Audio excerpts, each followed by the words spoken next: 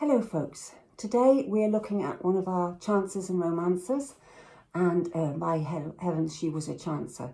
She was really bad, she was really naughty, and if it wasn't for the fact that she was also so cheeky, you'd have to kind of say, well, she perhaps wasn't very nice, certainly dangerous to know. However, she had such a cheek, and she got away with so much given the time in which she was born. So she's worth looking at. She's fascinating. Her name is Julie d'Aubigny, and she was born in 1670.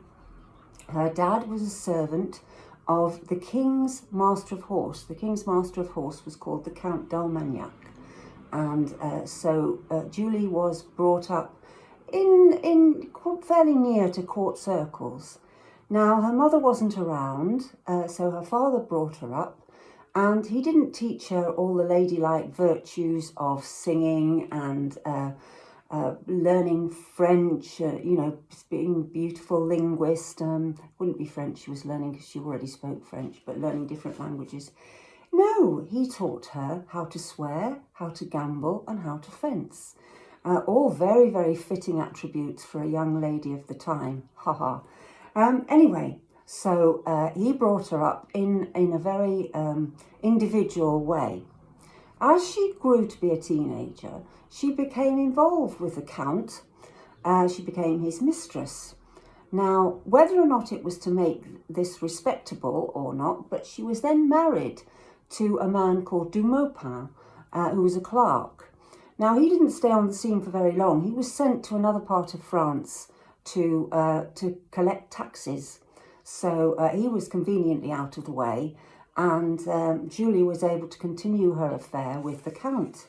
However, that didn't go on for that much longer, because she met a very dashing swordsman called Saran, and she fell in love with him. So they ran off together. Now, unfortunately, he got involved in a duel, and he killed a man in a duel. This was one of the problems of being a good swordsman, in that when you were in duels, you might kill someone and then you'd get into trouble. He did get into trouble, and they both fled Paris. And for a while they went round France, making their living by putting on fencing displays.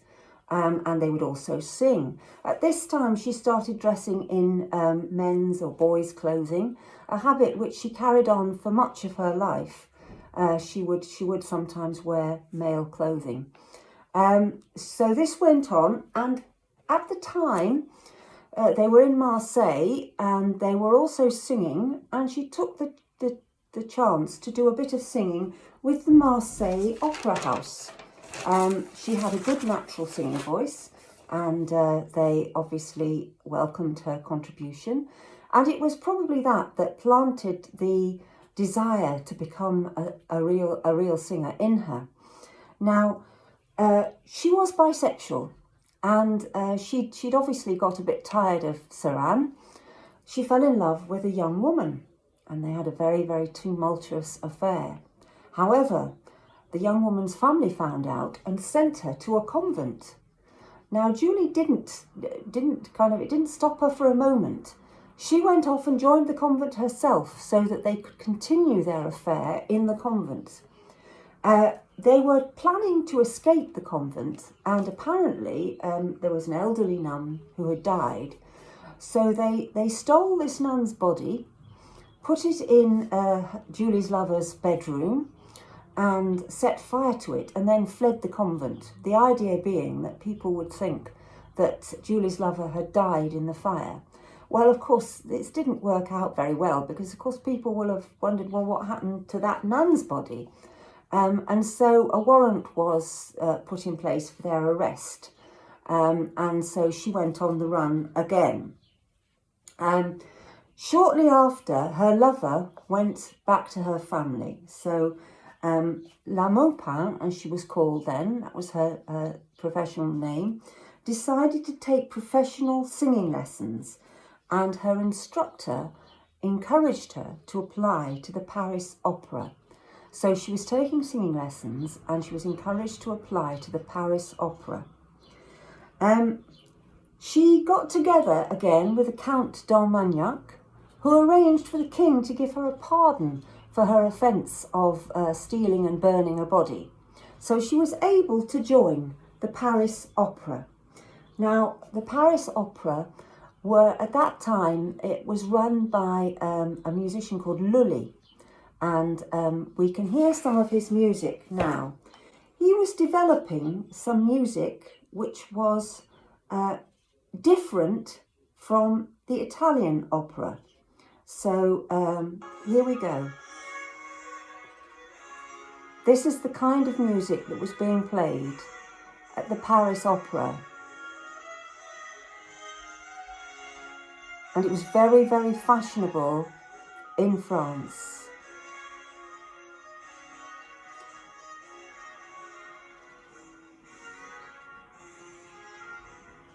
This was the kind of music that was played at the court.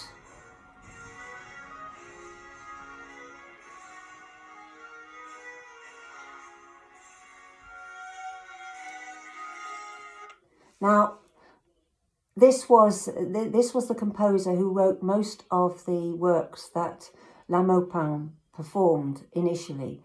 She tended to be given the roles which were more forceful than the passive heroines of the opera.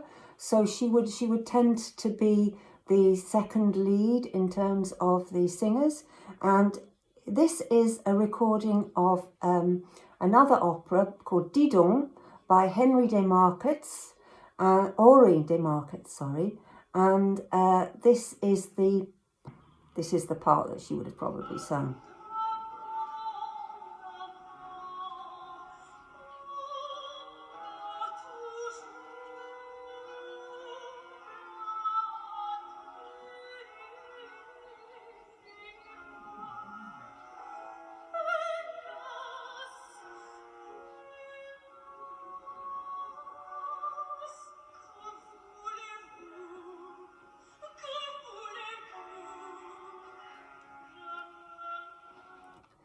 Now you notice that she actually sang, this is obviously isn't a recording of her, but this is the kind of role she would have sung. And she was credited with introducing the popularity of the contralto voice, the woman's voice that is slightly lower than the soprano. So, and she became the toast of the Paris Opera. People flocked to see her. She had an affair with somebody who was working for the Paris Opera, a Gabriel Vincent Thevenard. So, you know, she passed from one affair to another pretty quickly. She was known at court. The opera singers would go to the court to sing. Once she attended a court ball, and she was at this point dressed as a young man, dressed in man's clothes, and she kissed a young woman at a court ball. Now, there were 3 noblemen who were in competition for this young woman's hand, and they all took exception to La Maupin kissing her on the lips in the ball. So they all challenged her to a duel, which she accepted, and she killed all 3 of them. So she again had to flee Paris. She went to Brussels then, and she performed with an opera in Brussels. It's called the Opera du Quai aux Foins.